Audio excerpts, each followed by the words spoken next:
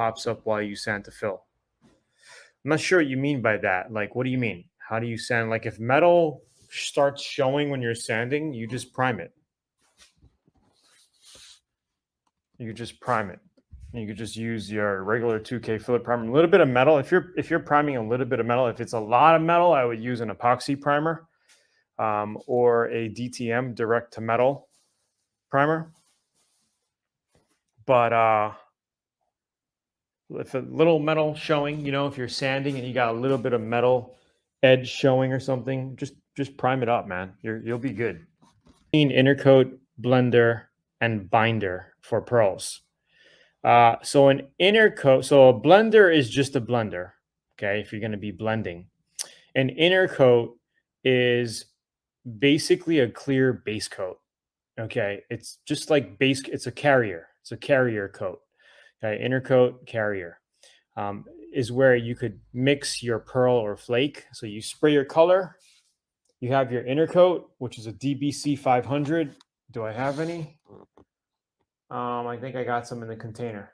But you mix that, it's a clear base coat. You could put your pearl in it, your flake in it, whatever. You spray it on top of the color. You let that flash, and then you put your clear coat on top of it. Sydney, I have sanded my Holden Gemini for small rust in the inside floor with 120 to 80. Should I use epoxy or etch primer or just a primer filler? What do you recommend?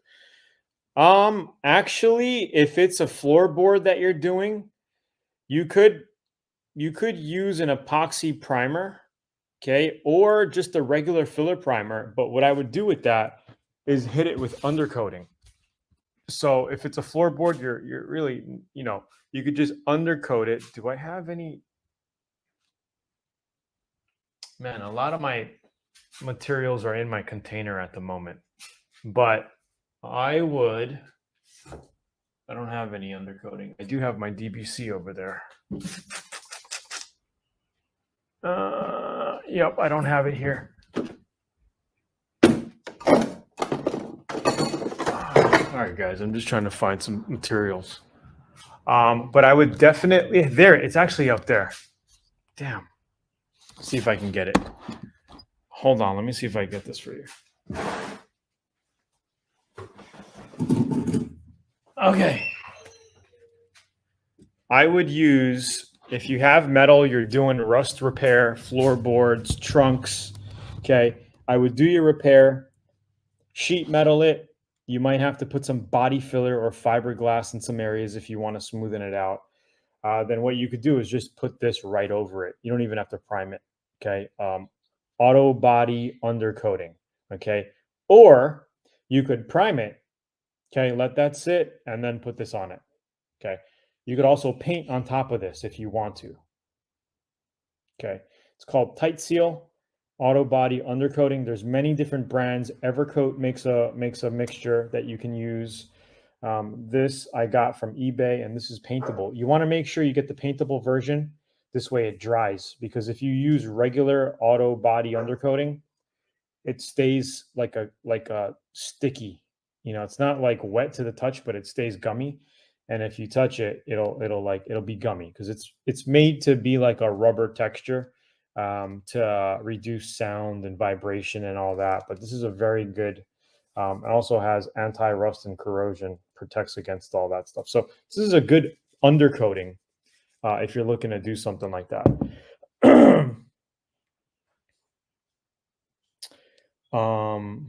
So yeah, so like for like my classic car here, what I would do is if I wanted to, you know, basically finish out the trunk. I don't have the keys to it. The keys in the house, but I was going to open it up to show you. But you could literally spray the whole inside of the trunk with something like this. You know, if it's all rusted out, and you know, just sand it, prep it. Is it a way to go heavy on your first coat of clear without having solvent pump? Yeah, you could go heavy on your first coat. I normally go medium wet on my first coat. Like I'll literally spray my first coat like I'm spraying my second coat. Like I won't go, you know, it's literally medium wet coats, two coats, and you're done. Okay. Some guys like to spray a tack coat, and that's okay. If you want to spray a tack coat, you can. Okay. If you feel like, you know, you want to go over the car and just put a light coat on it first, let that set, and then go over with 2 medium wet coats, that's fine. But you know, pretty much what I do is and you could see it in my videos, you know, when I paint, I'm basically just laying it on and it lays on pretty well. But when you put the second coat on, it comes out really nice, starts flowing out. I very rarely do 3 coats unless it's a custom job. But when I do the third coat or fourth coat, third or fourth coat, I'll do a flow coat. So I'll let it dry for a week or two, cut it down, and then put a flow coat on top of it. You know, just literally just lay the clear on it. You know, mostly for candy colors, for candy paint. And that's what we did with the moped project. I actually have to release these videos on YouTube. I haven't really released good videos on these 2 projects. I got all the content, but we're going to be releasing. And this is flow coated, not buffed out.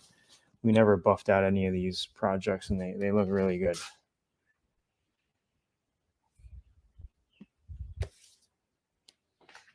Oh, sun's coming out. This Grom as well, we never buffed it out. And I don't like buffing out little motorcycle projects. It's just a pain in the butt. So I just like to lay clear on really thick and heavy and just get it good the first time. We got Metal Flake in here. This is a candy blue. This is a candy magenta. And then I put candy blue, which turned it purple up on top. So I did like a blend in here. How many turns of fluid knob would you recommend to prevent runs? It's not really the fluid flow as far for preventing runs. It's gun distance to panel and speed. You know, fluid flow, I like to keep my guns wide open fluid flow. Every gun that I use, and pretty much all painters. Like, I don't know anybody who adjusts these knobs for fluid flow. Okay. So for open, all the way open fluid flow, you would back out this needle knob, pull the trigger, and then tighten it. Once it touches, like right here, then you know you got wide open fluid flow. Okay, because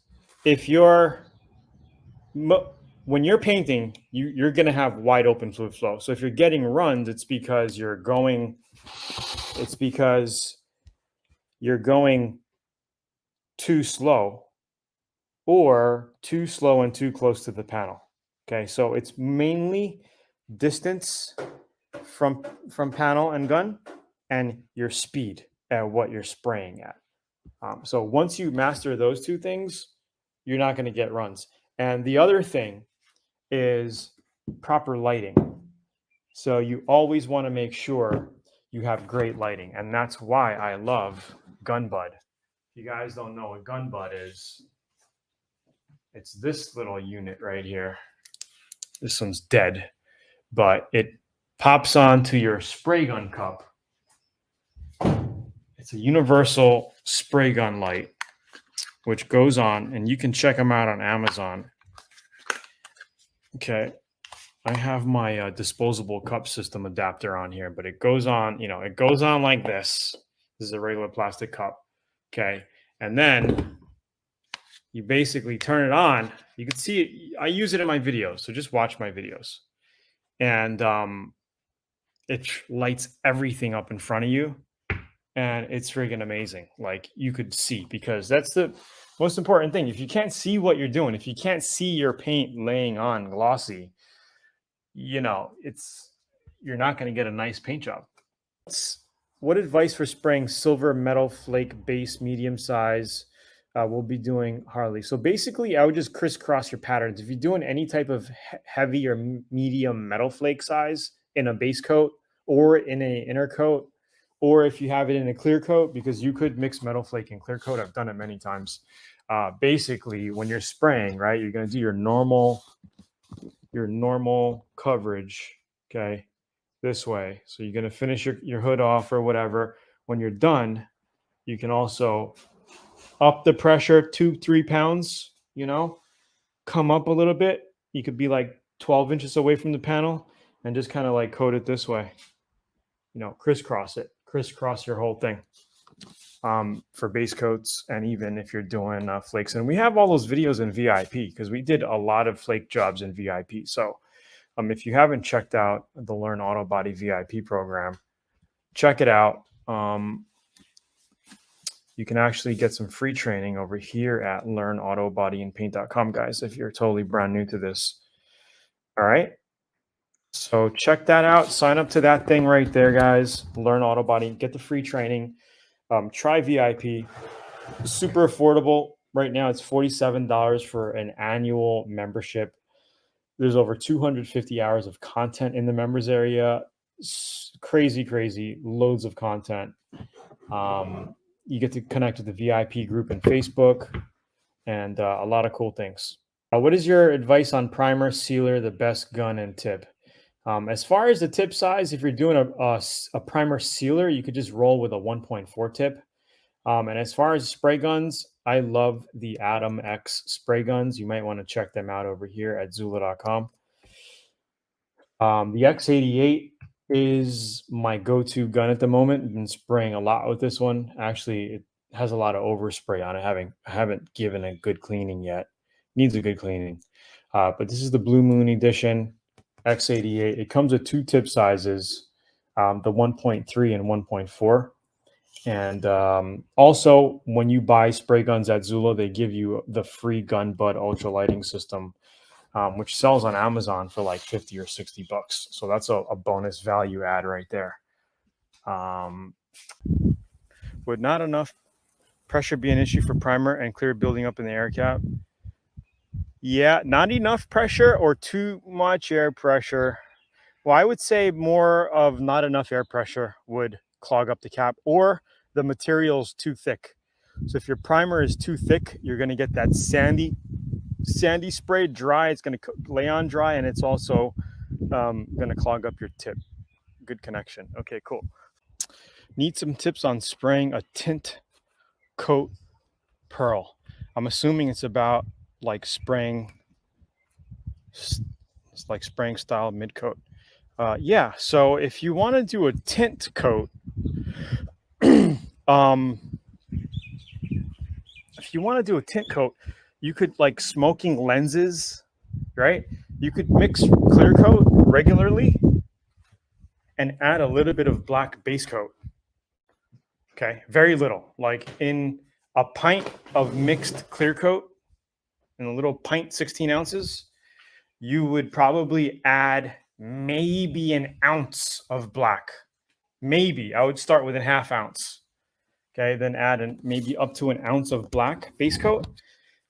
That will give you, if you mix it, it'll look black. Literally, it'll turn the clear coat black. But that'll give you a smoky tint to put over like tail lenses or whatever you're doing. Like that's how you would. But you got to be careful because every coat that you do will double. You know, it will double your what your tint looks like. Aloha, Tony. I have a half a quart of clear left by Valspar and a quart of clear left by Urechem. Is it safe to mix two together to make a half a quart without any consequences? I mean, if they're both they're polyurethane clear coats, you should be fine. But what I would do is mix them together. You know, you're going to have to give it a chance. I've done it before without issues. Mix them together, okay? And as long as you don't see any crazy chemical reaction when you mix them together, then you should be fine. Sometimes they don't work out, and you'll sometimes immediately see like curling or like clots forming in the clear coat as you're mixing the two clears together, or you know, your reducers or hardeners or whatever. So I would just test it out, man. Maybe mix a small batch, like a little at a time, see how it looks. If it seems fine, then do it. But you know, hey, I'll see you next week, Monday. Peace out. Like the video, share, subscribe if you haven't. My neighbor just got home from Paris and he got me this shirt from Paris. Talk to you soon, guys. Have a good one.